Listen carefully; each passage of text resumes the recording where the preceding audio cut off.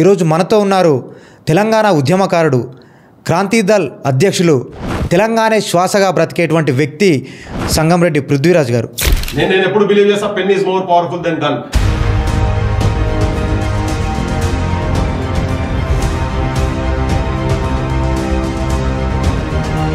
ఇప్పుడు battalion constable అని మనం చూసుకుంటే గత కొన్ని రోజులుగా ఆఫీసర్ ఇంటి కాడ అంటూ ముంటూ బట్టాలు ఉతికి బోర్లు బాసన్లు దోమి పాయకాన సాఫ్ చేసి సంకాపాపని ఎత్తుకుంటారో ఓ పోలీస్ అన్న పిలిచి పాసి పోబెట్టిరా ఓ పోలీస్ అన్న అంటే అది రాసిన దానికి ఇలా అదే కనిపడుతున్నది కదా. వికారాబాద్ ఫారెస్ట్ దామగుండం గురించి పోరాడుతూ ఉన్నారు. ఇది కేవలం తెలంగాణకు సంబంధించినటువంటి భారతదేశానికి సంబంధించినటువంటి అంశం. ఇది దీని వెనుక నాకు అనిపిస్తుంది ఒక ఫార్మా మాఫియా ఉందా అనేది నాకు అనిపిస్తుంది. ఈ ముఖ్యమంత్రి రాగానే టకటక మొత్తం పర్మిషన్ ఇచ్చి పడేసింది. ఊపిరితిత్తుల మీద దెబ్బ కొడితే మూసీ సుందరీకరణ ఎట్లా సాధ్యమైంది అన్న? అసలు oxygen of Hyderabad is being killed అబ్బా. అంటే హైడ్రా పేదల ఇళ్లను ధ్వంసం చేస్తూ ఉన్నారు. అన్ని కానూనే ఉంటాయి. రిజిస్ట్రేషన్ నువ్వే చేస్తావు, నీ గవర్నమెంట్ చేస్తావు, రిజిస్ట్రేషన్ పైసలు తీసుకుంటావు, దానికి ట్యాక్సులు వేస్తావు, బిల్లులు వేస్తావు, అన్ని తీసుకుంటావు, ఓవర్ నైట్ ఇల్లీగల్ అని కొడతావు.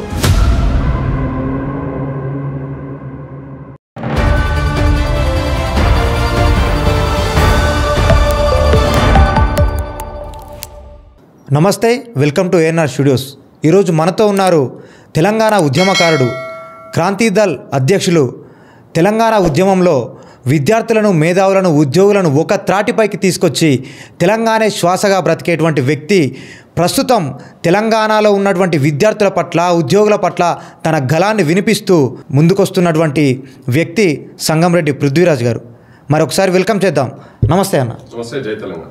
ఇప్పుడు బెటాలియన్ కానిస్టేబుల్ అని మనం చూసుకుంటే గత కొన్ని రోజులుగా బెటాలియన్ కానిస్టేబుల్ వాళ్ళ భార్యలు పని గంటలు తగ్గించాలి, సెలవు దినాలు ప్రకటించాలని చెప్పేసి భార్యలు సైతం రోడ్ల మీదకి వచ్చినటువంటి పరిస్థితి. సో దీన్ని వీళ్ళకి ఇట్లా మాట్లాడితే సస్పెన్షన్లు, వీళ్ళను లాఠీలతోని ఏ రక్షక భటులు అయితే రక్షించాలో తెలంగాణ ప్రభుత్వాన్ని, తెలంగాణ రాష్ట్రాన్ని, అదే రక్షక భటులకు శిక్షలు పడేటువంటి పరిస్థితి ఉంది రాష్ట్రంలో. దీన్ని ఎట్లా చూడొచ్చు మనం? అదే నాకు మళ్ళాగే 30-40 ఏళ్ల కింద పాట గుర్తుకొస్తుంది. ఎన్కౌంటర్ జరుగుతుంటే ఉస్కులగో ఉస్కంటాడు, ఎదురు కాల్పులు అవుతూ ఉంటే ఎగదోస్తాడు ఎనకుంటాడు, ఉడ్డు సాటుకు దాగుంటాడు ఎస్పీ గాడు, మెడలొస్తే ముందుంటాడు ఎస్పీ గాడు అనేది ఇంతకుముందు విన్నది. సో ఏదున్నా, ఎనీ యాక్షన్స్ ఉన్నా కానీ ఈ కింది కానిస్టేబుల్స్ ఇటువంటి వాళ్ళే ముంగటికి వచ్చి వాళ్ళనే కూర్చోబెడతారు. ఇలా వాళ్ళు ఏమైపోయిందంటే ఈ బటాలియన్ కానిస్టేబుల్స్ ఎవరైతున్నారో, స్పెషల్ పోలీసు వాళ్ళు వీళ్ళు ఎట్లయితున్నారో, సేమ్ ఎగ్జామ్ అన్ని సేమే. మూడు ఫేజ్లలో సివిల్ కానిస్టేబుల్స్ ఒకటి పెట్టిరు, ఏఆర్ఓని పెట్టిరు, వీళ్ళని పెట్టిరు. యాక్చువల్గా ఏంటంటే సివిల్ కానిస్టేబుల్స్ చేయలేనటువంటి పనులంతా కూడా వీళ్ళు చేస్తారు.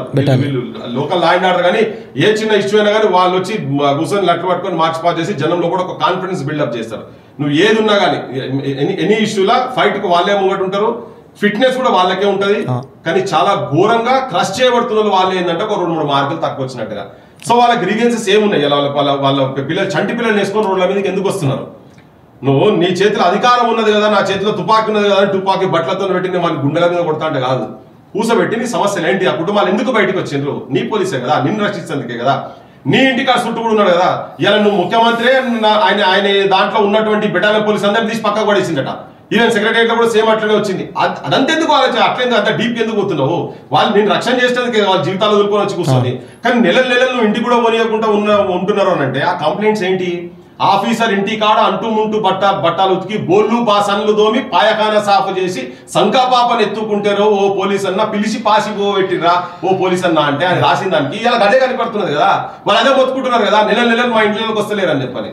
ఇలా లక్షలు నువ్వు జీతాలు ఇచ్చి కానిస్టేబుల్ పెట్టించుకుంటున్నావు. ఒక్కొక్క ఎస్పీ ఇంట్లో 10 మంది కావచ్చు, 15 మంది కావచ్చు, 20 మంది ఉంటారు డ్రైవర్ల కాడికి వెళ్ళంతా.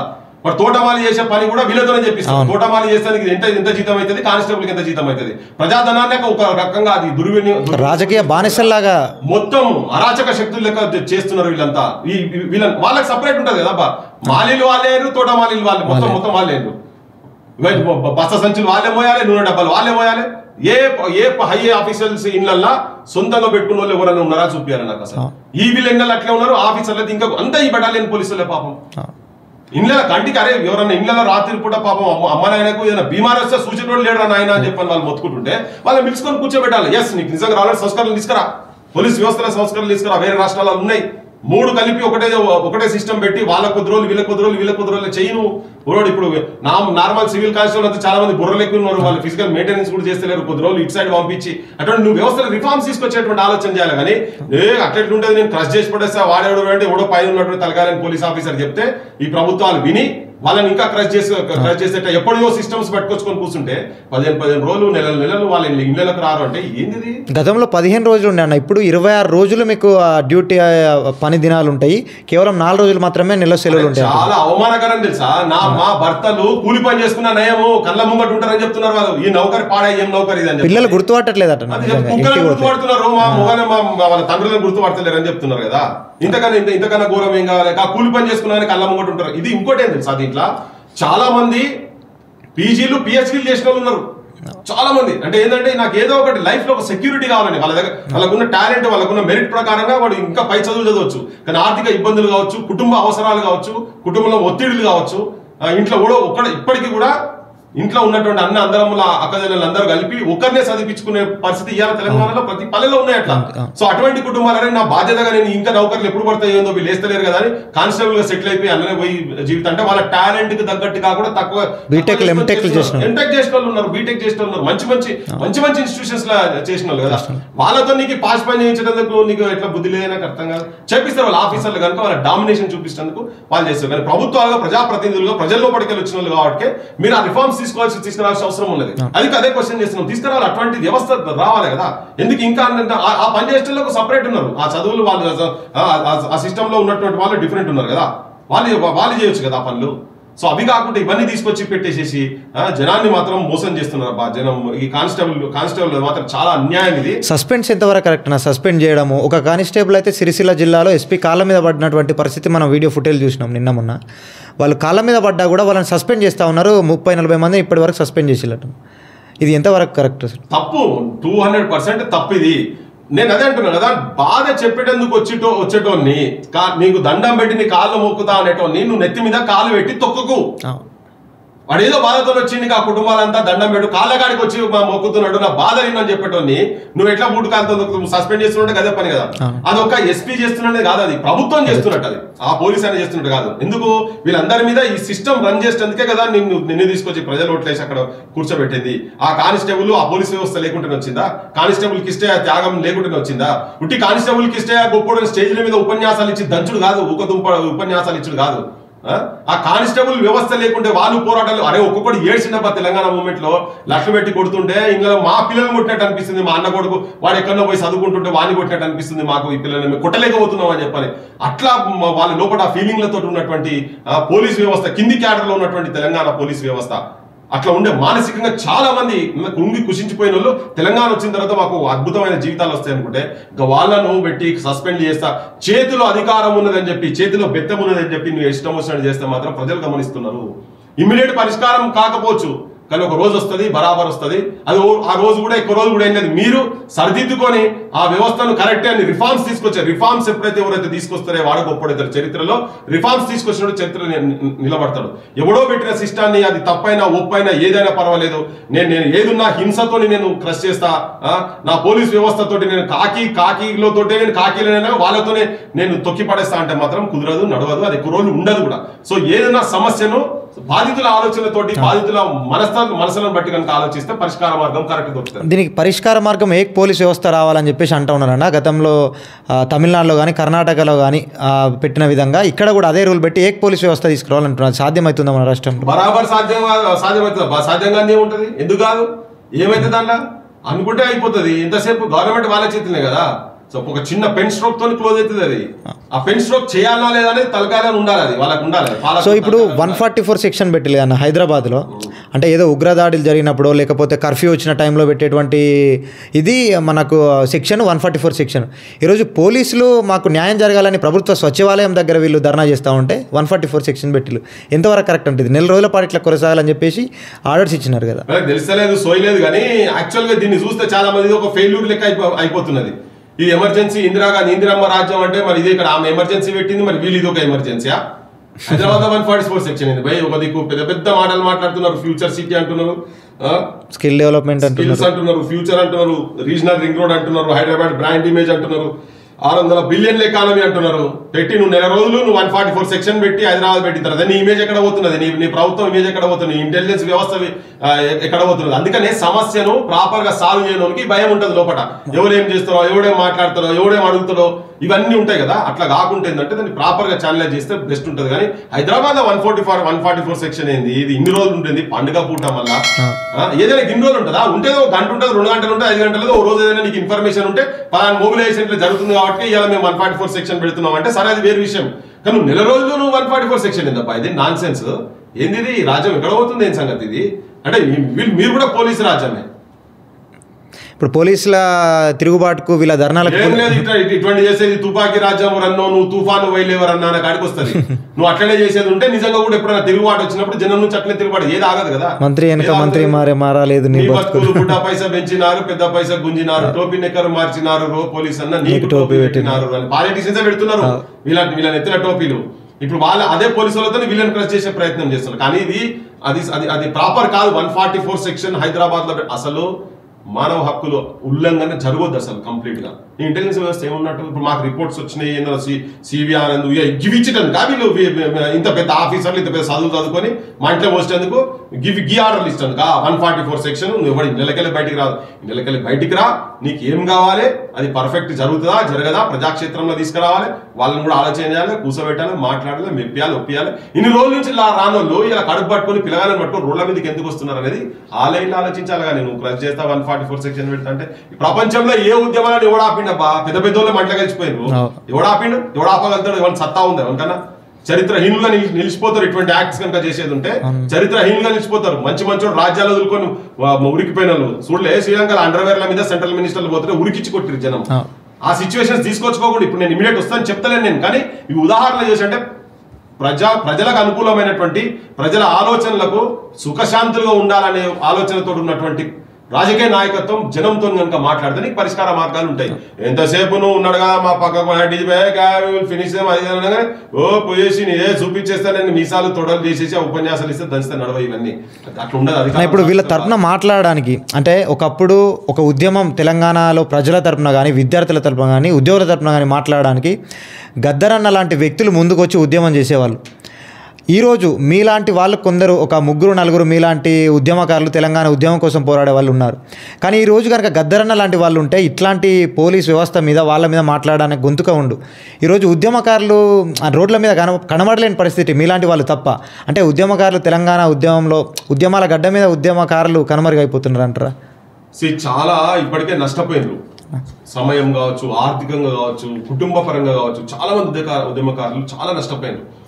కనీసం వాళ్ళకు ఇలా ఆరోగ్యం మంచిగా లేకుంటే చూపించేటువంటి నాదుడు లేడు. ఆ మూమెంట్ జరిగినప్పుడు ఒకరిద్దరికి అంటే కొన్ని 100,000 సంఖ్యలో లాఠీ దెబ్బలు తిన్నారు రబ్బా. ఆ దెబ్బలు ఇప్పటికీ వాళ్ళకి ఆ మోకాల పట్టణం ఇక్కడ తగిన దెబ్బలు, పోలీస్ దెబ్బలు మామూలుగా ఉన్నాయి.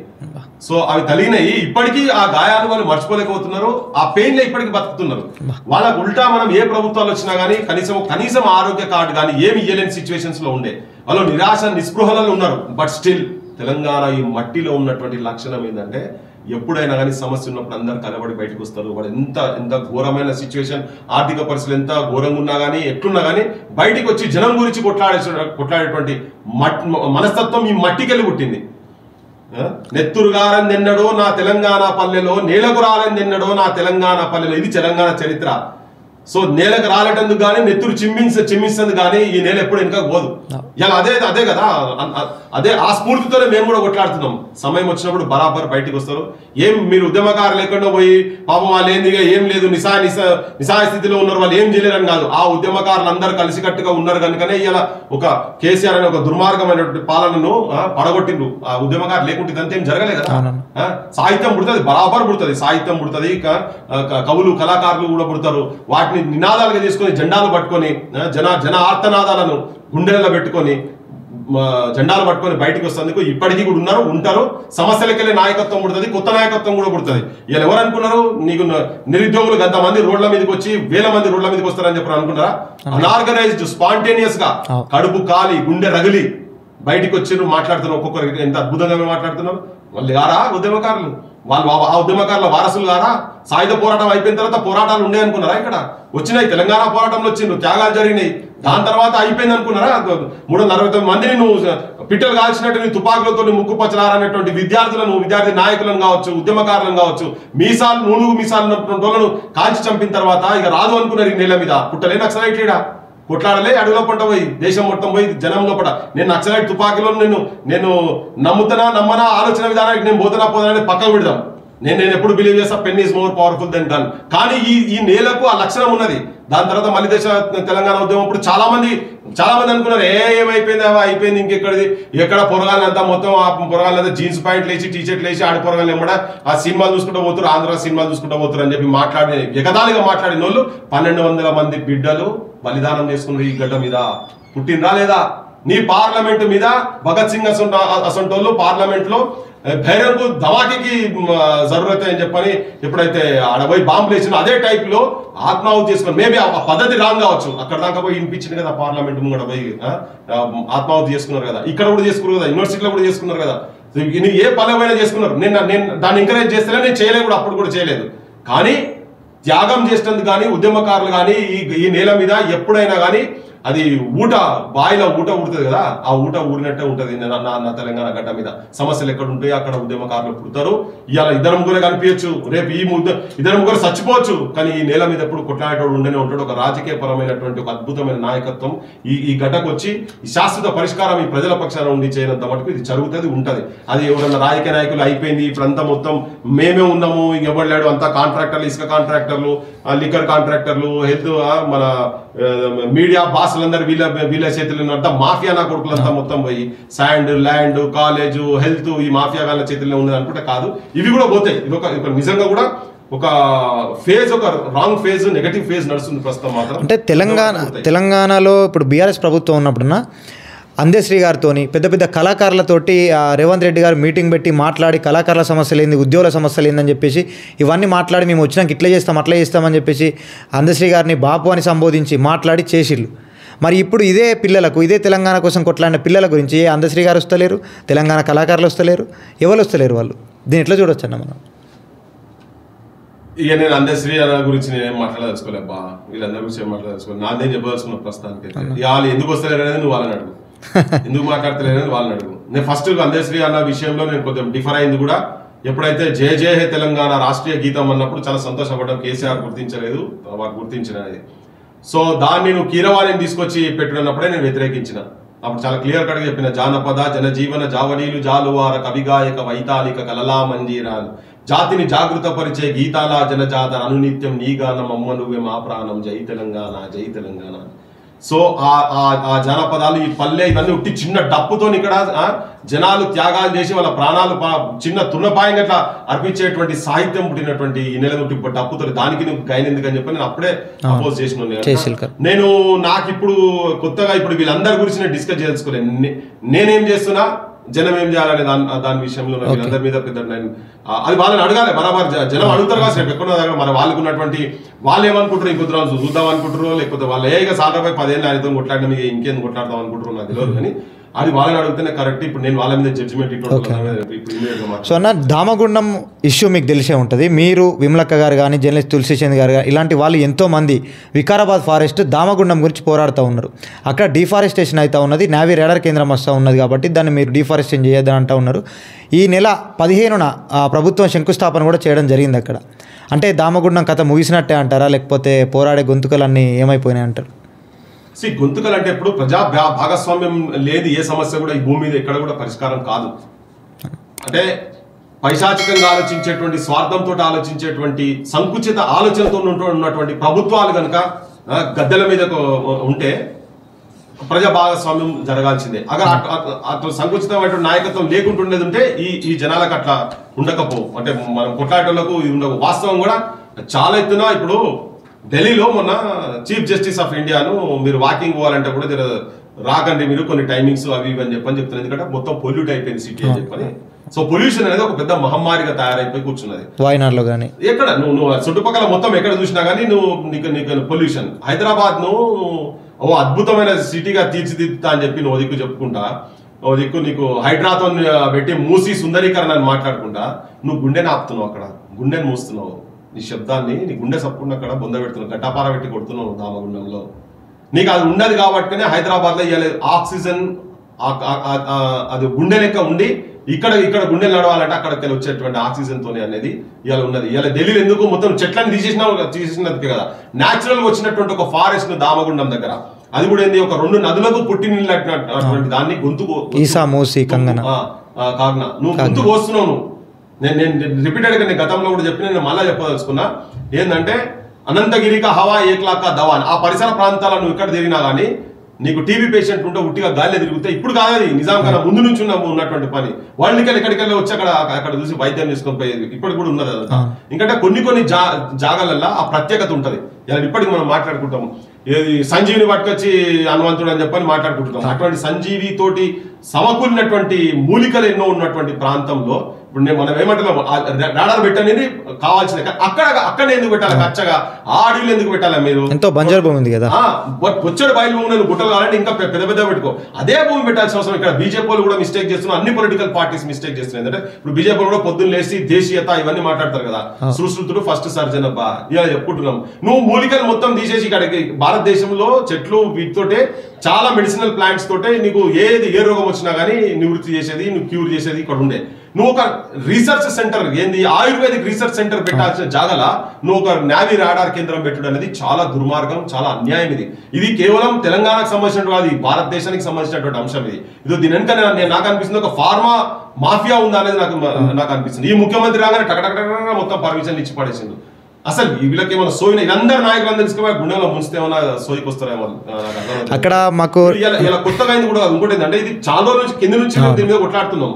2012లో మేము పాదయాత్ర చేసినాం విమలక్క మేమంతా కలిసి. వాళ్ళైతే వాళ్ళ అరుణోదయకి వెళ్ళి సాహిత్యం కూడా తయారు చేసిండ్రు. ఈసీ మూసి ఇద్దరు అక్క చెల్లెల్లో ఉయ్యాలో మా ఉయ్యాలో ఉయ్యాలో మళ్ళీ ఆడికెళ్ళి వచ్చి మన గాంధీ ఘాట్ కాడ రెండు కలిసినాయి అని చెప్పని ఇవన్నీ ఆ సాహిత్యం మొత్తం అప్పటి నుంచే వచ్చింది. అది తీసుకొని వచ్చి ఇప్పుడు మొన్న ఏంటంటే మొన్న సడన్ గా మళ్ళీ ఇష్యూ అంతా ఫ్లేర్ అప్ అయింది. వీళ్ళు ఎప్పుడైతే ఇచ్చిండ్రో దాని తర్వాత ఇదంతా ఇష్యూ అంతా ఫ్లేర్ అప్ అయింది కాబట్టి మళ్ళీ జనం లోపల ఒక టాక్ స్టార్ట్ అయింది. కొంత అందరు చాలా మంది ఇలాంటి వాళ్ళంతా పోయి కూడా అక్కడ వర్క్ చేసిండ్రు, తులసి చంద్ కూడా వర్క్ చేసిండ్రు. అంటే మళ్ళా మొదలైంది ఇష్యూ. అంటే అక్కడ వర్క్ చేస్తుంటే కూడా ఏమంటున్నారంటే అన్న, ఒక రోజు అక్కడ పెట్టి మాకు ఈ దామగుండం డిఫారెస్టేషన్ చేయొద్దు ఇక్కడ ఆపాలని చెప్పేసి అని తెల్లారంటే అక్కడ కొందరు యూట్యూబ్ ఛానల్ కానీ కొందరు ఈ గవర్నమెంట్కి సంబంధించినటువంటి ఛానల్స్ పోయి ఇక్కడికి నక్సలైట్లు వచ్చిళ్ళు, ఇక్కడికి దేశ ద్రోహులు వచ్చిళ్ళు, ఇక్కడ దేశ భద్రతకు సంబంధించినటువంటి నావీ రాడార్ కేంద్రం పెడుతుంటే ఆపడానికి వచ్చిళ్ళు, రాత్రికి వచ్చి జెండాలు బాతిపిల్లు అనేటువంటి ప్రచారం చేస్తూ ఉన్నారంటన్నా.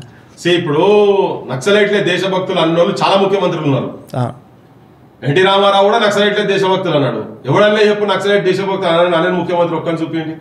నక్సలైట్లో ఎజెండానే నా ఎజెండా అన్నోళ్ళు లేరా? వ్యవస్థ తప్పుదారి పట్టినప్పుడు అన్నోళ్ళు ఎవరు?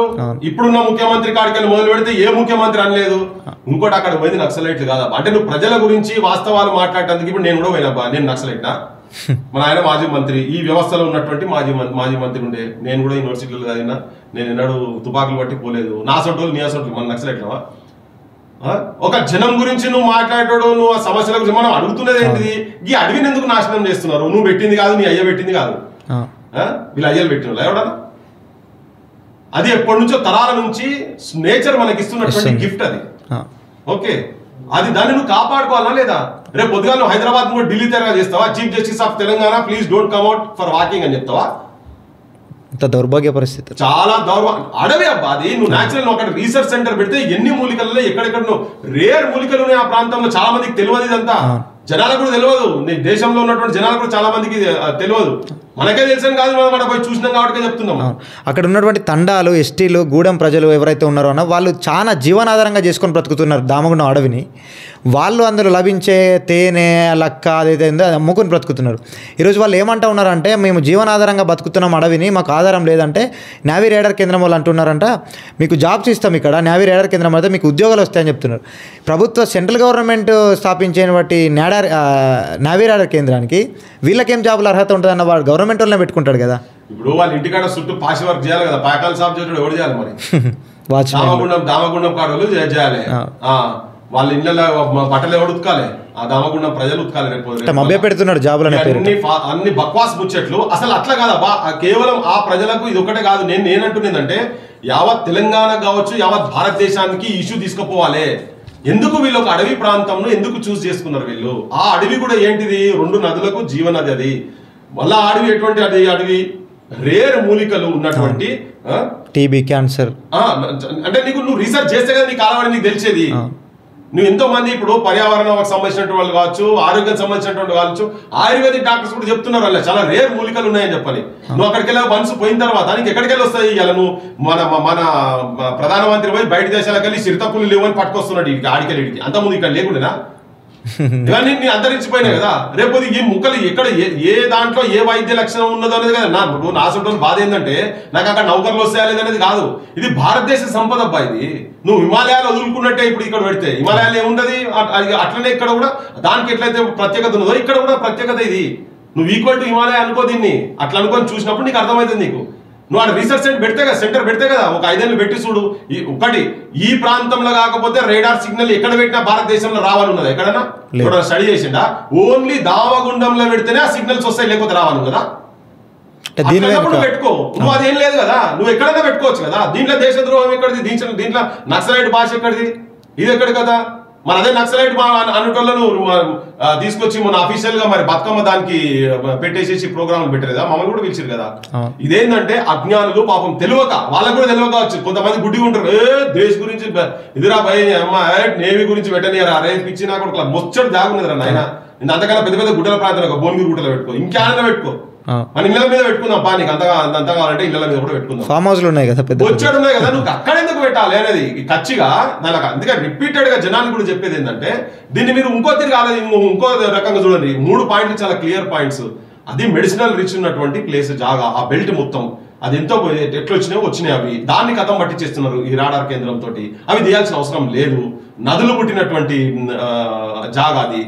దానిలో రీసెర్చ్ సెంటర్ పెట్టి ఇమ్మీడియట్ తక్షణమే సెంట్రల్ గవర్నమెంట్ వీళ్ళకు బీజేపీలోకి ఏమైనా హోష్ ఉన్నా, ఈ రాజకీయ పార్టీలకు సంబంధించిన నిజంగా వీళ్ళు దేశభక్తులైతే, వీళ్ళు నాకు అనిపిస్తుంది ఈ అన్ని రాజకీయ పార్టీలు వాళ్ళు ఫస్ట్ దేశద్రోహులు.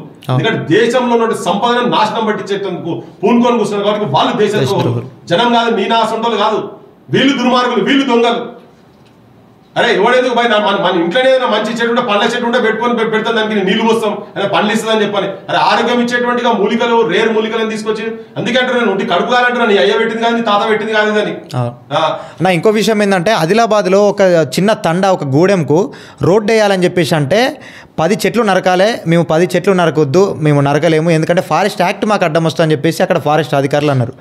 అని ఇప్పటికి కూడా అక్కడ రోడ్డు లేనటువంటి పరిస్థితి ఒక గూడెంకు.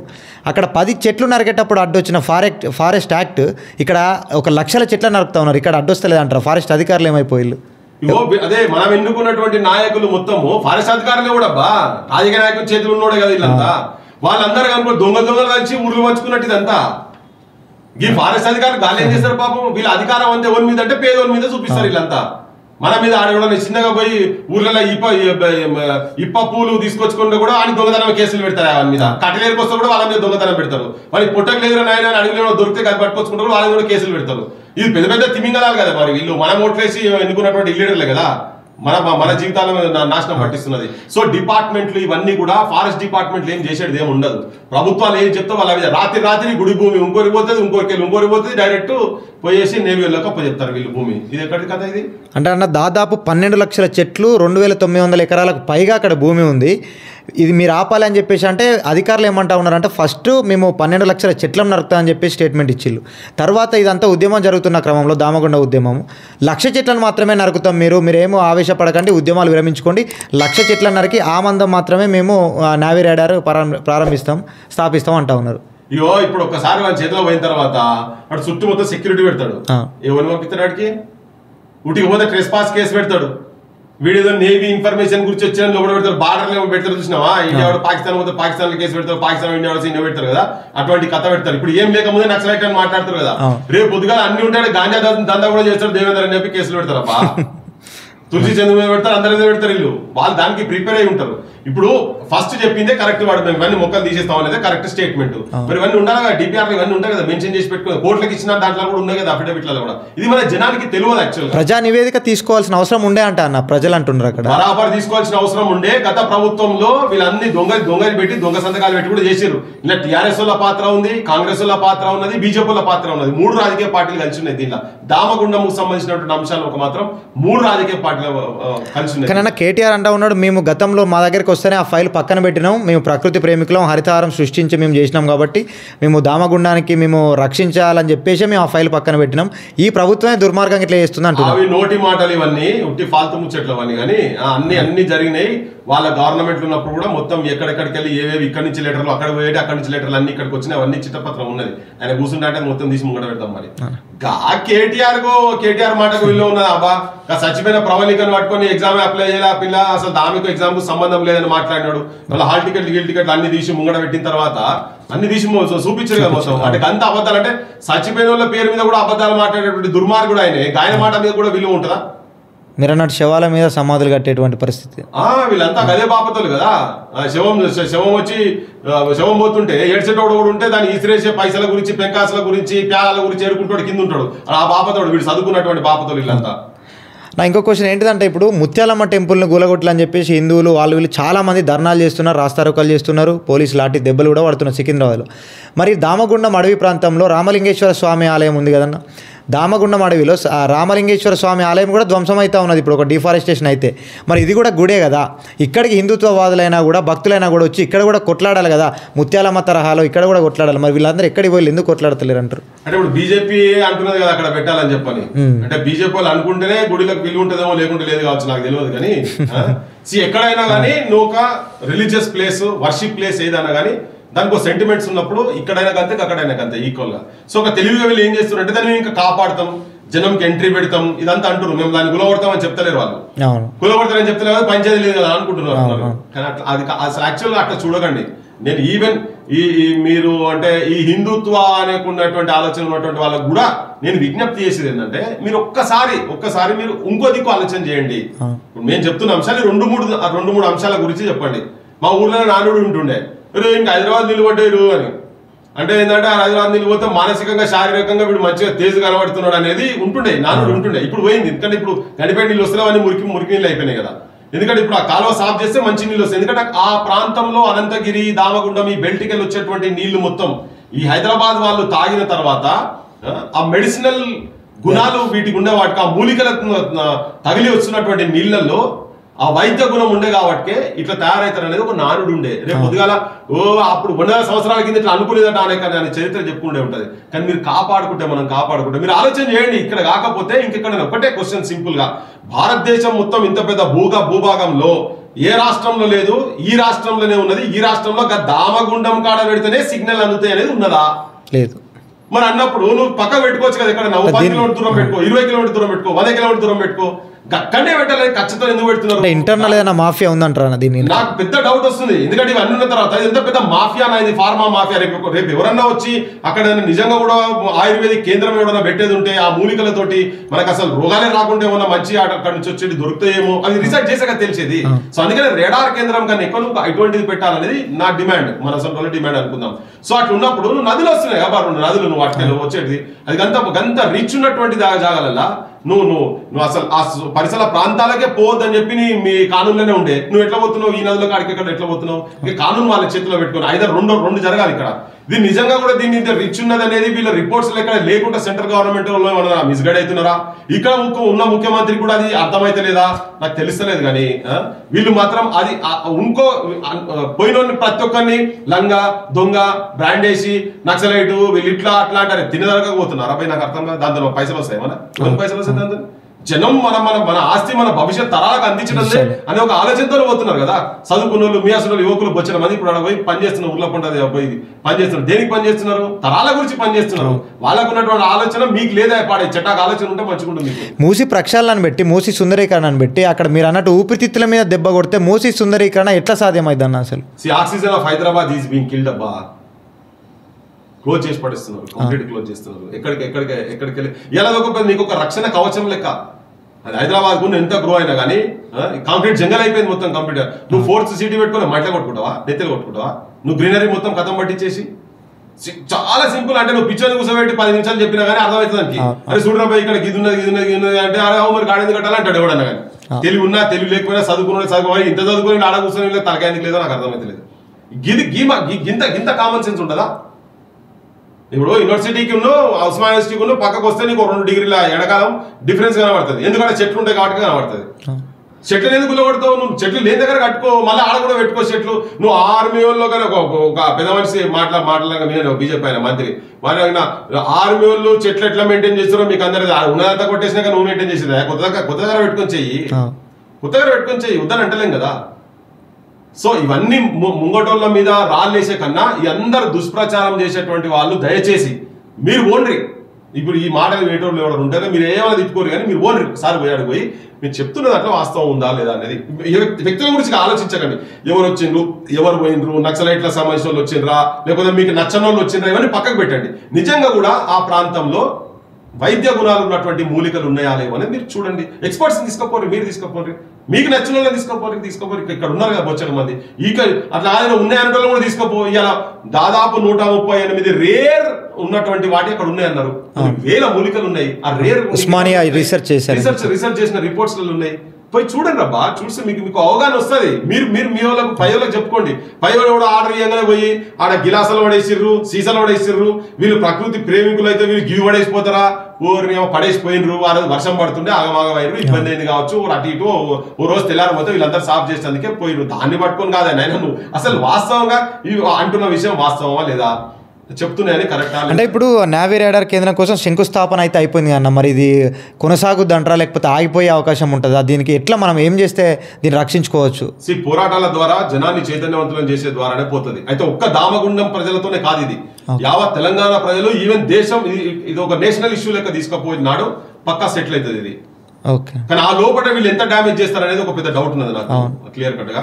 అందుకే నేను రిపీట్ పర్మిషన్ కూడా ఇవ్వటం లేదు, లోపలి పోవడానికి పర్మిషన్ కూడా ఇవ్వట్లేదు. ఇప్పుడు అన్నావు కదా, ఇంతకుముందు మాట్లాడుకుంటే ఏమన్నావు, మేము అంతకుముందేమో 12 లక్షలు అన్నారు, దాని తర్వాత మేము 1,00,000 సెట్లు అంటారు, తర్వాత 500 సెట్లు అని నోటికి ఎంత వస్తుందో మాట్లాడుతుంది. లోపలికే పంపించకపోయినా ఎన్ని ఏమైతున్నాయి ఏముంటది, వానికి ఏం సోయి ఉంటుంది, ఎక్కడి నుంచో బీహార్ నుంచో యూపీ నుంచో ఎక్కడి నుంచో వచ్చింది, వాళ్ళకి కూడా తెలియదు కావచ్చు.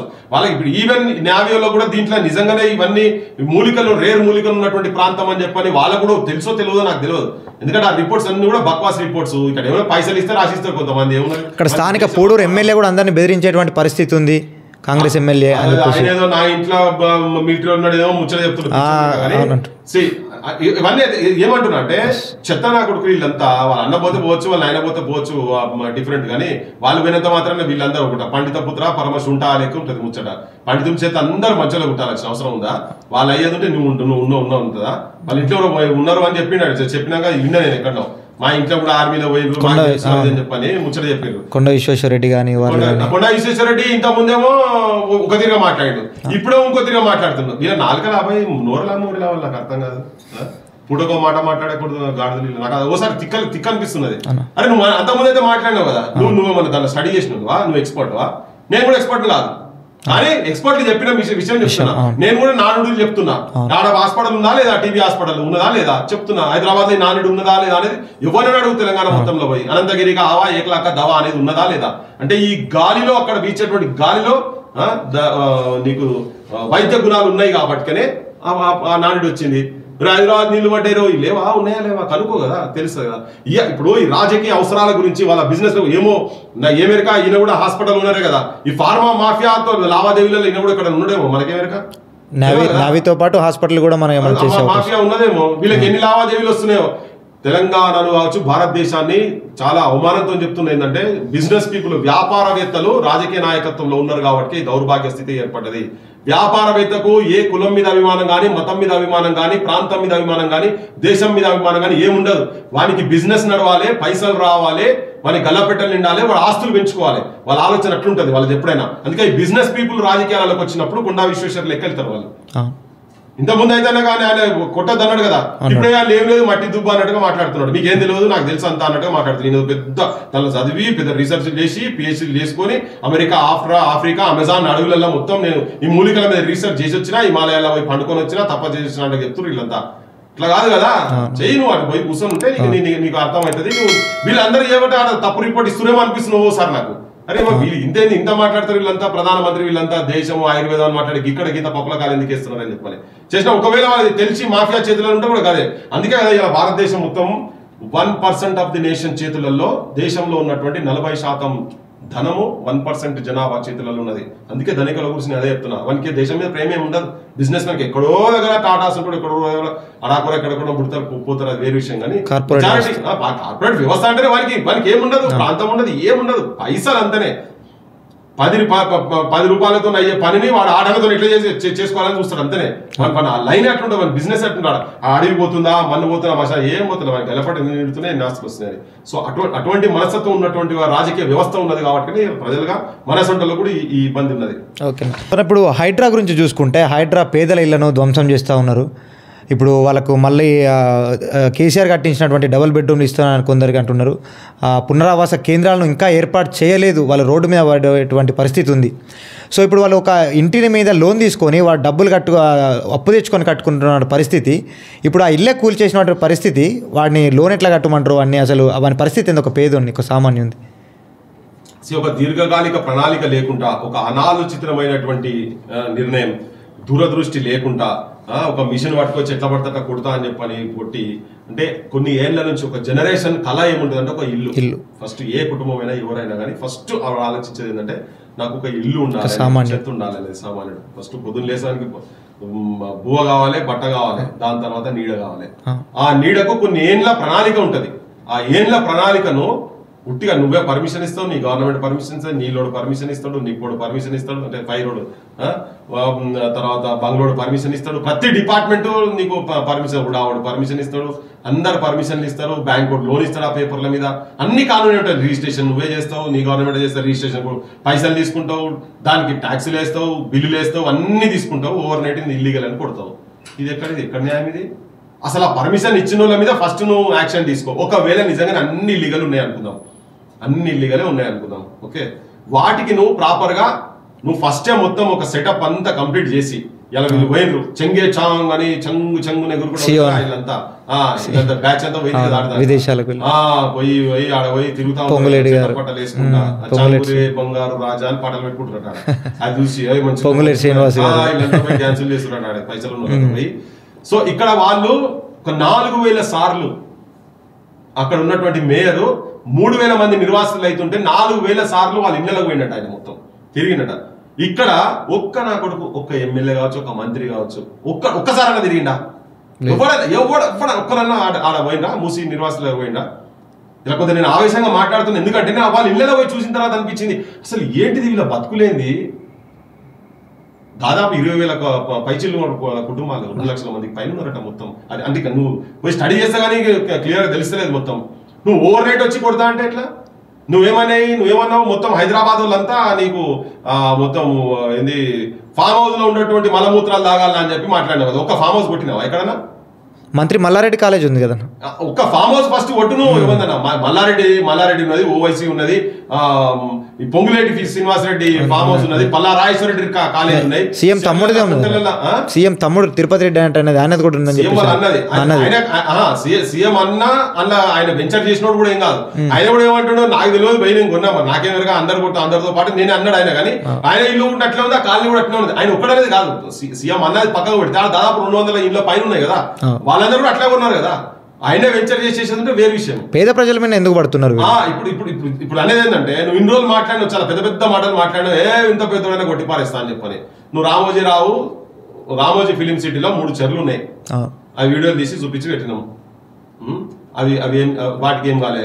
నువ్వు నాలాల గురించి మాట్లాడినావు, నాలా మీద ఆయన ఇల్లు ఉన్నది, పోయి ఎంక్వైరీ చేసి చూపి ఉన్నది, అది కూడా కొడతావా? ఇప్పుడు నువ్వు ఇవన్నీ ఎందుకు? ఇప్పుడు కేటీఆర్ ఫామ్ హౌస్ మీద పడలే, నువ్వు హరీష్ ఫామ్ హౌస్ నీ పార్టీలో వచ్చాడు ఉన్నాయి కదా, ఎవరిని కూడా కొట్టావు, ఎన్ని ఫామ్ హౌస్ కూడా కొట్టావు? నువ్వు ఇప్పటికాయన మలమూత్రాలు నడుస్తూనే ఉన్నాయి కదా. నువ్వు వీళ్ళని కూడా వీళ్ళ మలమూత్రాలు అయితే ఎవరు తాగుతున్నాడు కదా, అక్కడికి వెళ్ళి వచ్చినే తాగుతారని చెప్తున్నావు కదా నువ్వు. మొత్తం నువ్వు చెప్పేది కూడా మూసి నీళ్ళు ఎవరు తాగే పరిస్థితి ఏం లేదు. ఆ ముంగడైనా కూడా కట్టిన రూపాయి బిల్లు అయితే ఇట్లా ఈత కొట్టి తీసుకోవాలి మొత్తం, వీళ్ళకి వెళ్ళి మంచి తాగాలి, ఇట్లా కొబ్బరి నీళ్ళు ఎక్కువ ఉంటాయి అని చెప్పాలి. ఇప్పుడు ఈయన గట్లనే మొత్తం పోయి ఆడ కూర్చొని మొత్తం I love you, you love మీ అని ఆడ ఏంది థేమ్స్ పక్కకి ఎట్లయితే వేసిండో అట్లా పక్కకు మొత్తం లవర్స్ బర్డ్ చేస్తాడో, మరి లవర్స్ పార్క్ చేస్తాడు అని ఏమనుకుంటున్నావు పెద్ద మనిషి. కానీ అట్లా చేస్తా అని చెప్పని ఈయన ఫీల్ అవుతుంది. అసలు నువ్వు ఒక్కరు కూడా దాంట్లో నష్టపోయారు. ఇప్పుడు డబల్ బెడ్రూమ్ గురించి డబల్ బెడ్రూమ్ ఇస్తాను, ఇదే వీళ్ళే ఏమన్నారు, అది ఉట్టి ఇసుకతో కట్టింది కాదు బంగ్లానా, అది డబల్ బెడ్రూమ్ అని అంటుంది. మరి దానిలోకి నువ్వు పంపిస్తావా? అంటే sub standard construction fact, sub standard construction గత డబల్ బెడ్రూమ్ అనేది సబ్ స్టాండర్డ్ కన్స్ట్రక్షన్స్.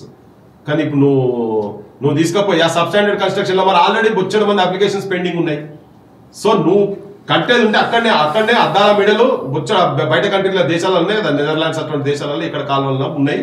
అట్లా నువ్వు బంగ్లా కట్టి వాళ్ళకి ఇచ్చి నువ్వు చేయి. వీటికన్నా ప్రధానమైన ఏంటంటే తెలంగాణలో విద్యా వైద్యం అనేది ప్రధానమైన అంశాలు ఉన్నాయి.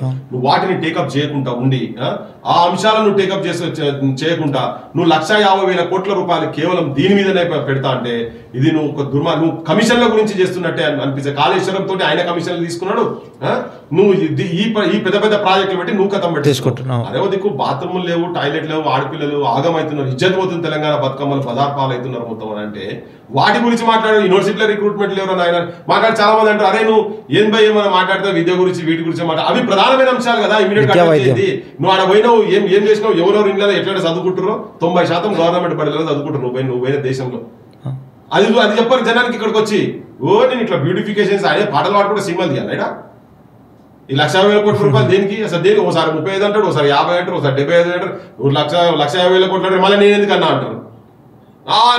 అన్ని అబద్ధాల మాటలు.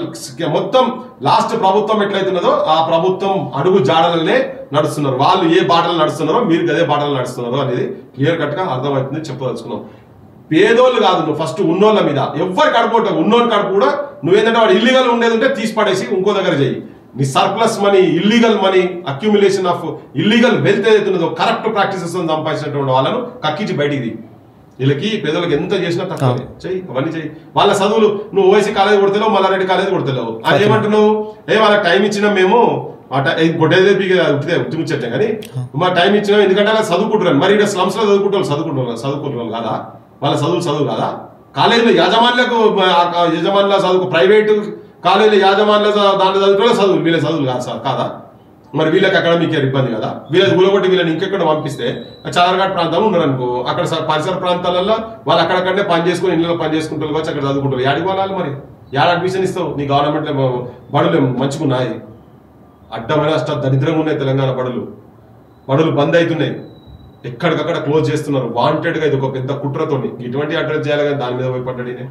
ఇంకో క్వశ్చన్ ఏంటంటే ఇప్పుడు రీసెంట్గా చూసుకుంటే తెలంగాణలో కాంగ్రెస్ ప్రభుత్వం వచ్చిన తర్వాత డ్రగ్స్ను పూర్తిగా నిషేధిస్తాం. మీరు సినిమాలు మీరు ప్లే చేసేటప్పుడు ముందు ఒక 10 seconds వీడియో ఏ హీరో అయినా కూడా ఆ థియేటర్లో ప్లే అయిన తర్వాతనే ఆ హీరో సినిమా మేము అది వేస్తామని చెప్పేసి తెలంగాణ ప్రభుత్వం చెప్పింది. కానీ నిన్న మొన్న చూసుకుంటే కేటీఆర్ గారి బావమరిది రాజ్ పాకాల గారిని ఇట్లా పట్టుకోవడం జరిగింది. వాళ్ళు ఇంట్లో కొకైన్ గంజాయి దొరికినటువంటి, అంటే ఆ హైదరాబాద్లోనే ఇట్లా డ్రగ్ మాఫియా ఉంటే మిగతా ఊర్లలో ఎట్లా ఉండాలి, మిగతా జిల్లాలలో ఎట్లా ఉండాలి, తెలంగాణ రాష్ట్రంలో ఎట్లా ఉండాలి? ఇది క్లియర్గా మంచి క్వశ్చన్ యాక్చువల్గా. కానీ హైదరాబాద్లే కాదు, డ్రగ్స్ అనేది ప్రతి మారుమూల గ్రామంలోకి వెళ్ళిపోయినాయి, చాక్లెట్ల రూపంగా పోయినాయి. చాలా పట్టుకున్నారు కూడా, మేము మొత్తుకుంటున్నాం కూడా. నువ్వు బడులు తెలంగాణలో ఉన్నటువంటి ప్రభుత్వ బడులు మొత్తం అసాంఘిక కార్యక్రమాలకు చేపడుతున్న అడ్డాలుగా తయారై ఉన్నాయి. నువ్వు గంజాయి దొరకని ఊర్లేదు తెలంగాణలో. ఇవన్నీ స్పాన్సర్ చేసి మరి యువతరాన్ని నిర్వీర్యం చేసే నిస్సహాయ స్థితిలో ఉండి ఆరోగ్యపరంగా మొత్తం సర్వనాశనం చేసే కుట్ర జరిగిందా తెలియదు. కానీ లాస్ట్ 10 years లో దీని మీద కంట్రోల్ చేసేటువంటి పాపాన పోలేదు. ఫస్ట్ సినిమా ఇండస్ట్రీస్ కొన్ని ఉన్న ప్రాంతాలనే ఉండేది, కొన్ని మేజర్ గా ప్రైవేట్ స్కూల్స్ పెండెల్ అటువంటి కంటే కొన్ని పేరు చెప్పొద్దు నేను సరే, కొన్ని ఉన్న వాళ్ళు చదివేటువంటి స్కూళ్ళలోనే ఇటువంటిది డ్రగ్స్ వచ్చేది దాన్ని ఉండే. కానీ ఇప్పుడు మొత్తం మారుమూల ప్రాంతాలలో ఇప్పుడు నేను చెప్తుంటే నువ్వు ఏ ఊర్లోనే పోయి అడుగు, మా ఊర్లో దొరుకుతున్నాయి కదా అంటారు.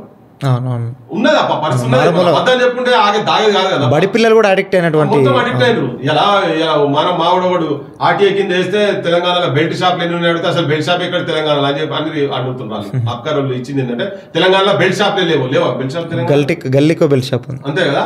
రిపోర్ట్ ఏమి ఇచ్చిండు? ఇప్పుడు మనం మాట్లాడితే అట్నే ఉంటది, ఏ ఊరికి పోయినా ఇదే పరిస్థితి కంప్లీట్ గా. సో పాలకులు, పోలీసు వాళ్ళు, ముఖ్యంగా పాలకుల చేతిలో పోలీసు వాళ్ళు ఉంటారు. వాళ్ళు అనుకుంటే పెద్ద పని కాదు అది. ఎంత తోడైనా బొక్కల వారేస్తామని కనుక అనుకునేది ఉంటే ఇలా అతను ఎవరైతే విజయ్ అనే చేతిలో ఎవరైతే పాజిటివ్ వచ్చిందో, ఇప్పుడు ఈ ఫామ్ హౌస్ వాళ్ళు ఆయన చేతుల్లో ఉన్నటువంటి పాజిటివ్ రాగానే సెల్ తీసేసి ఇంకొక ఆమె దగ్గర పెట్టి ఆమె సెల్ తీసి నేను దగ్గర పెట్టుకొని ఇచ్చిందట. ఇప్పుడు ఆ సెల్ కనుక దొరికేది ఉంటే మొత్తం దొరుకుతాయి కదా. ఆ నెంబర్ తో నువ్వు డేటా కూడా తీయొచ్చు కదా, బయట కూడా నువ్వు డేటా తీసుకోవచ్చు. ఒకవేళ సెల్లే లేదనుకో నెంబర్ అయితే తెలుస్తుంది కదా. మొత్తం అసలు ఎక్కడి నుంచి నెట్వర్క్ ఉన్నది అని చెప్పాలి. లాస్ట్ కమిషనర్ ఇక్కడ హైదరాబాద్ కమిషనర్ శ్రీనివాస్ రెడ్డి క్లియర్ గా చెప్పిండు. ఆయన విధుల నుంచి ఇంకో దిక్కు ట్రాన్స్ఫర్ చేసే కన్నా ఒక 10 రోజుల ముందు అనుకుంటా. ఇది అంతర్జాతీయ నెట్వర్క్ ఉన్నది ఇది మొత్తం. అది డ్రగ్స్ అనేది ఈ సప్లై ఇక్కడ నుంచి కాదు, పెద్ద పెద్ద వాళ్ళు ఇన్వాల్వ్ అయినారు. అది వచ్చిన 10 రోజులకే పోయిండు. మరి అది దాని ఏమైనా లింక్ ఉన్నదా ఆయన మనకేం తెలియదు. కానీ అటువంటి నిజాయితీ పరులైనటువంటి ఆఫీసర్లను ఇంకా పెట్టి నువ్వు దాన్ని పక్కకు తీయదలుచుకుంటే మాత్రం బరాబర్ కూకటి వేలతో తీసేస్తా అంటున్నాడు కదా ఎవరు సీఎం రేవంత్ రెడ్డి ఎట్లా తీస్తాడు. ఇలా ఇంకా సప్లై అయితేనే ఉన్నది కదా, తీయాలి. నువ్వు తీస్తా అంటే ఆఫీసర్లు కూడా మంచిగా ఉండాలి కదా. నేను రిఫార్మ్స్ తీసుకొస్తా అని చెప్పి మహేందర్ రెడ్డిని పెట్టినావు, ఏమైంది? జనార్దన్ రెడ్డి మీద జనార్దన్ రెడ్డి మీద కేసే లేదా? అందరు ఆఫీసర్లు వాళ్ళే ఉన్నారు, ఇంత ముందు ఉన్న వాళ్ళ దాంట్లో ఉన్నారు.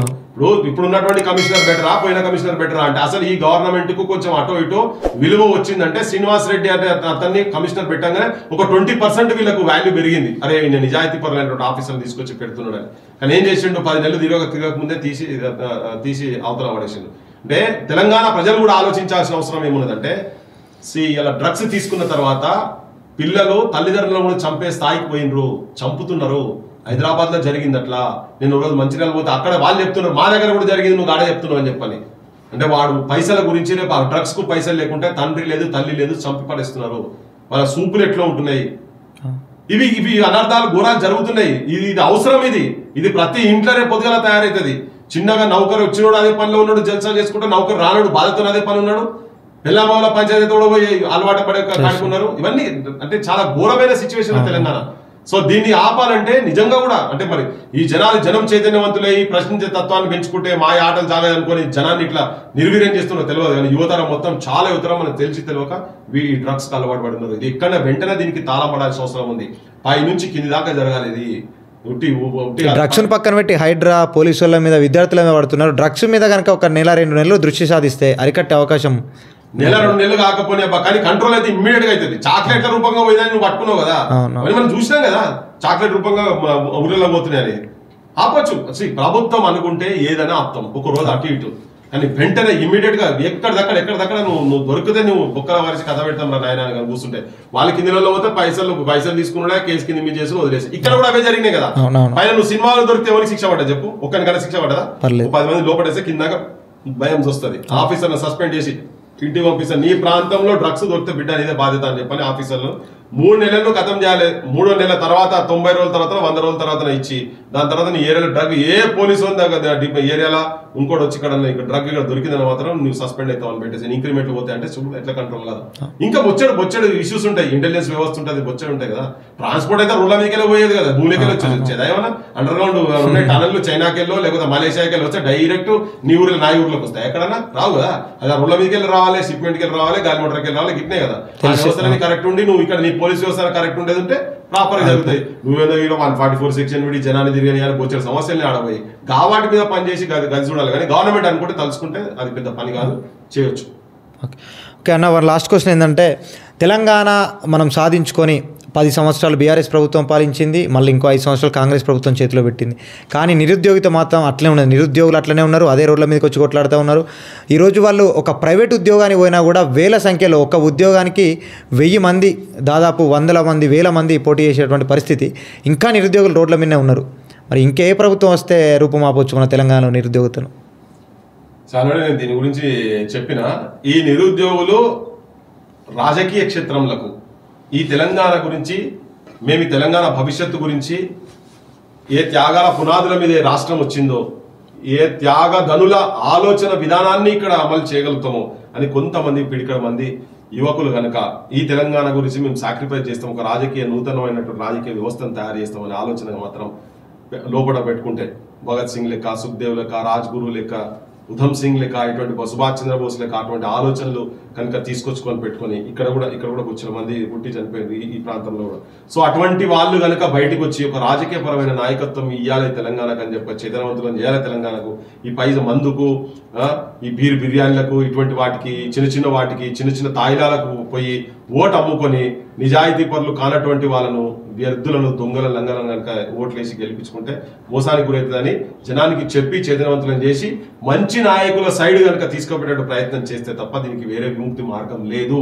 ఇలా ఏ ప్రాంతంలో సర్పంచ్ కావాలన్నా నువ్వు ఎంత చదువుకున్నాను, ఇంత చదువుకున్నారా బయట జనం ఓట్లేసేటట్టు లేరు, సాధ్యమైన కడుకున్నారు, నమ్మే పరిస్థితి లేదు. ఆ జనానికి ఆ నమ్మకం కుదిరియాలే. ఇలా నువ్వు సర్పంచ్ కావాలంటే ₹1 కోటి 50 లక్షలు ఊర్లను బట్టి ఉన్నది, ఊర్లను బట్టి ఉన్నది. ఒక ఊరు పేరు మీద ఒక ముగ్గురు నిలబడితే ఏ చిన్న ఊర్లో అయినా కానీ 20-30 లక్షలు అయినా కానీ ఆ ఊరు పేరు మీద ₹1 కోటి ఖర్చు అవుతున్నాయి. ఆ ₹1 కోటి ఖాళీ తాగుడు తిండికి అవుతున్నాయి, అందరు ఆరోగ్యాలు పాడవుతున్నాయి, లివర్లు పాడవుతున్నాయి. లాస్ట్ వీడు గెలిచినోడు ఏం చేయాలి, ఇద్దరు ఓడిపోయిన వాడు రాజకీయంగా నాశనం అవుతున్నారు. గెలిచిన వాళ్ళ పరిస్థితి ఏంది, వాడు అవినీతికి పాల్పడాలి. అవినీతికి పాల్పడేందుకు అంత ఫండ్స్ రావు. వీళ్ళ అప్పుల పాలవుతున్నారు, వాళ్ళ అప్పుల పాలవుతున్నారు, ఉట్టి సోక్కు తిరుగుతున్నారు, రాజకీయాలలో నాశనం అవుతున్నారు. జనానికి కూడా ఏమైనా చేయాలని ఆలోచన చేయలేకపోతున్నారు. ప్రజలను చైతన్యవంతులను చేసి ప్రజలు అమ్ముడుపోకుండా ఉండేటువంటి ఆలోచన జనాన్ని తీసుకొచ్చి ఈవెన్ కొంతమంది మేధావులు కూడా నిస్సహాయ స్థితిలో ఉన్నారు. ఏమైతుందబ్బా ఎవడే మార్చలేడు దీన్ని అని చెప్పని కాడుతున్నది. ఎట్లయితే ఇప్పుడు చాలా మంది డిఫరెంట్ మూమెంట్స్ లో సాక్రిఫైస్ చేసిన సాయుధ పోరాటంలో కావచ్చు, స్వతంత్ర పోరాటంలో కావచ్చు, దాని తర్వాత తెలంగాణ మూవ్మెంట్ లో కావచ్చు, ఇట్లా కొంతమంది పిడికల మంది యువకులు ఈ తెలంగాణ భవిష్యత్తు మాతో నిర్మాణం అవుతుందని చెప్పిన ఆలోచన ఉన్నోళ్ళు కనుక బయటికి వస్తే తెలంగాణ చరిత్రను మార్చిపడే యువతరం రాజకీయాలకు రావాలి. యువతరం 100% రాజకీయాలకు రావాలి, రాజకీయాలను ప్రొఫెషన్ గా తీసుకోవాలి. అది నిజాయితీగా మళ్ళీ ఇళ్లకు వచ్చి ఎవరో రాజకీయ నాయకుల దగ్గర పోయిన వాళ్ళకి చేతికి నిలబడతా అంటే కుదరదు.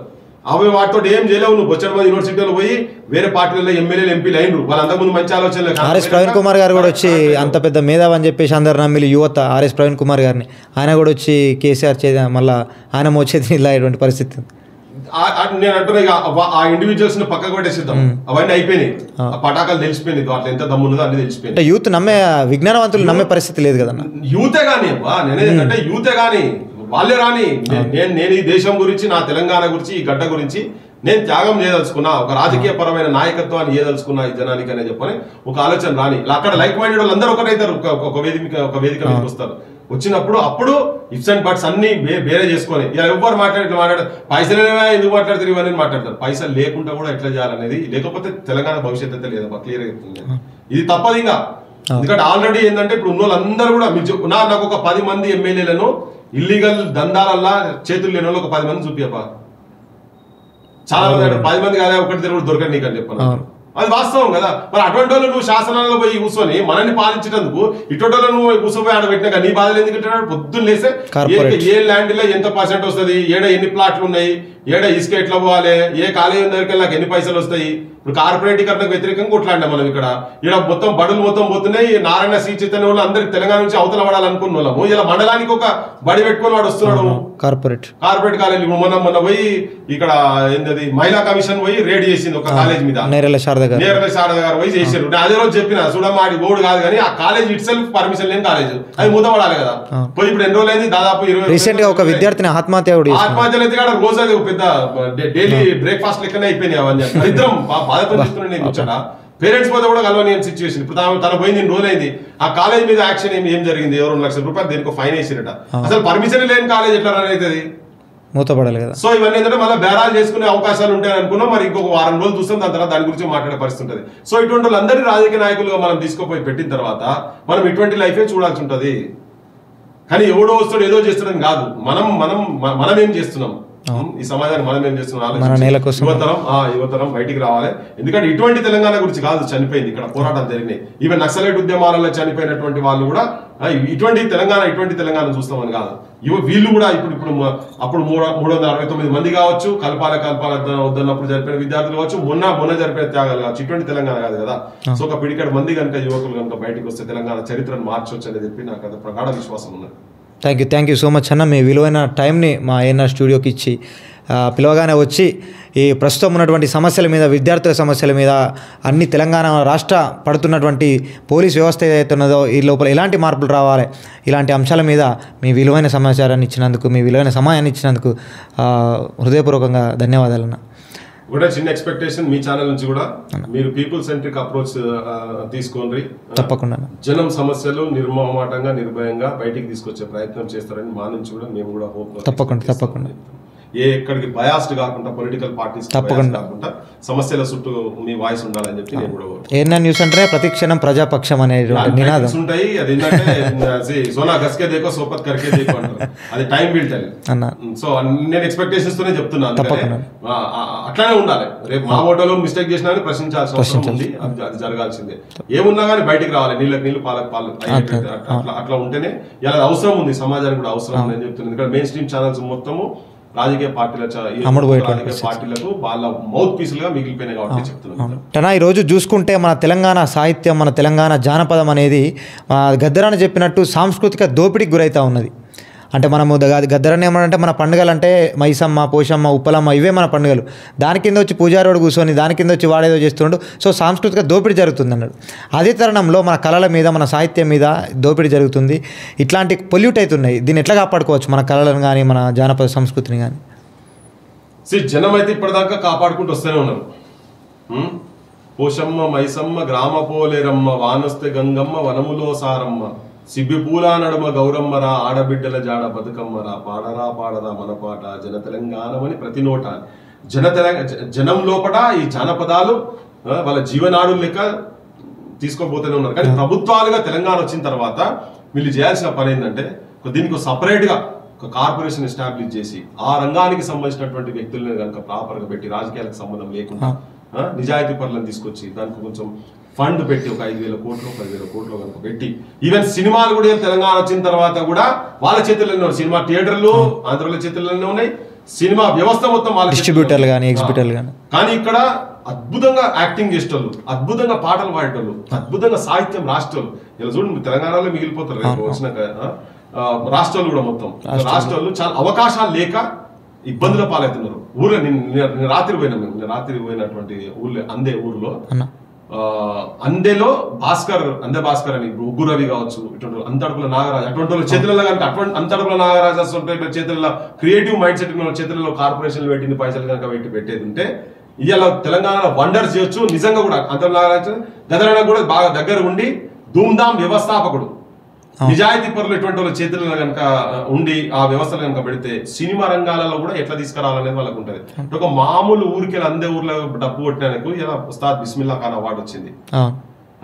తండ్రి డబ్బు కొట్టేటోడు ఆ గోడ మీద యాలాడేసిన డబ్బు పట్టుకొని సిద్దిపేటకు చదువుకుంటేందుకు వచ్చిండు, ఇక్కడికి వచ్చిండు, ఉస్మానియాకి వచ్చిండు, యూనివర్సిటీకి వచ్చిండు.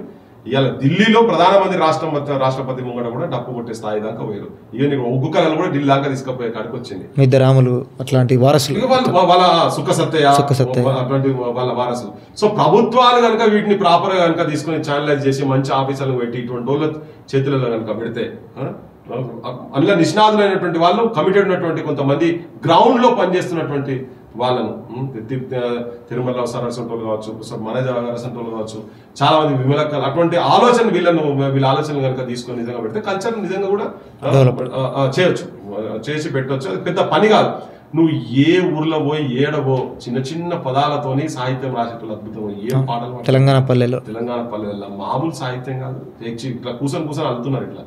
సో వీటన్నిటి ఏంటంటే అసలు తెలంగాణ కల్చరల్ గా తెలంగాణ చూసేందుకు ప్రపంచవ్యాప్తంగా ఇక్కడికి రావాలి. విభిన్న కళారూపాలతోని ఒకటే అంశాన్ని ప్రదర్శించేటువంటి శక్తి ఉన్నటువంటి నేల ఇది. సో అంతరించిపోతున్నాయి, వాళ్ళకి ఎంకరేజ్మెంట్ లేక అంతరించిపోతున్నాయి. ఇదే కళాకారులు ప్రపంచ దేశాల్లో పుట్టుంటే ఆస్కార్ నామినేట్ అయ్యేటువంటి పరిస్థితి అంత ఎత్తుకు తీసుకో. నామినేట్ కాదు, ఆస్కార్లు అంటేనే తెలంగాణ కాడికి తీసుకొచ్చిన నామినేట్ వదిలేసేయి. ఆ స్థాయిలో ఉన్నారు ఇక్కడ. నేను వేరే ఎవరికి కించపరుస్తలేను, వేరే రాష్ట్రాలు లేరని చెప్తలేను, కానీ ఇక్కడ మాత్రం ఒక బాండారం, అది ఒక నిధి. కళలకు పుట్టినీళ్ళు అంటే తెలంగాణ, కళలకు కానాచి రానా తెలంగాణ, వీరులకు కానాచి రానా తెలంగాణ, కళలకు పుట్టినీళ్ళు అబ్బా ఇది. అందుకని నువ్వు జానపదాలు ఇట్లా జాలువారుతుంటాయి, ఊరినట్టు ఇట్లా వస్తుంటాయి. ఏ పల్లెలో పోయినా నువ్వు బతుకమ్మలు కావచ్చు, నువ్వు ఏది చూసినా కానీ కల్చరల్ గా దానికి ఎక్కడో దగ్గర దానికి ఒక బేస్ ఉన్నది. ఈవెన్ గద్దరన్న కూడా మొత్తం దేశం మొత్తం తీసుకుపోయిందంటే కూడా సేమ్ దీంతోనే కదా, జననాట్య మండలి ఈ సాహిత్యంతోనే తీసుకుపోయింది. గవర్నమెంట్ పాత్రలు కనుక ప్రాపర్ గా ఉండేది ఉంటే ఇవాళ జననాట్య మండలి పాటలకు సంబంధించినటువంటి ఏ ఉన్నా కానీ ప్రజల గుండెలకు అద్దుకొని జనాన్ని, పామర్లను పొంగు నడుముకు చుట్టవే చెల్లమ్మ, గొడవలను చేపట్టవే చెల్లమ్మ, పసిపాపలేడ్చిన పాలివ్వని వాడు ఉరిమురిమి చూస్తాడు ఊరి దొరగాడు అని, పొద్దంతా పనిచేసి నా చెల్లెమ్మ పస్తు రోజులు తప్పలే చెల్లెమ్మ అనేది నుంచి వచ్చింది. ఆ జీవన విధానం అంటే ఆ నాట్లేసే కాడ జనాల పుట్టిన బాణి ఆ బాణీలు ప్రజల్లో పట్ల వచ్చినటువంటి బాణీలు ఎంత అద్భుతంగా ఉంటాయి. ఆ కోరస్ వాళ్ళని తీస్తున్నారు. అది కాపాడాలంటే ప్రభుత్వాలు కనుక పూనుకునేది ఉంటాయి, లేకపోతే పోరాటాలలో ఇట్లా సాహిత్యం వస్తూనే ఉంటుంది. దామగుండాలో సల్లగుండాలో అట్లా అట్లా సాహిత్యం పుడుతూనే ఉంటుంది, వస్తూనే ఉంటుంది. జనం కాపాడుకోవాలి, జనం లోపల ఉంటుంది, సమస్యలు ఉన్నంతకాలం ఉంటుంది. ప్రభుత్వాలు కనుక దానికి ఇంట్రెస్ట్ తో చేదోడు వాదోడుగా ఉండి సపరేట్ ఇట్లా పెట్టేది ఉంటే మాత్రం ఇంకెక్కువ పెరుగుతుంది. థ్యాంక్ యూ సో మచ్ అన్న.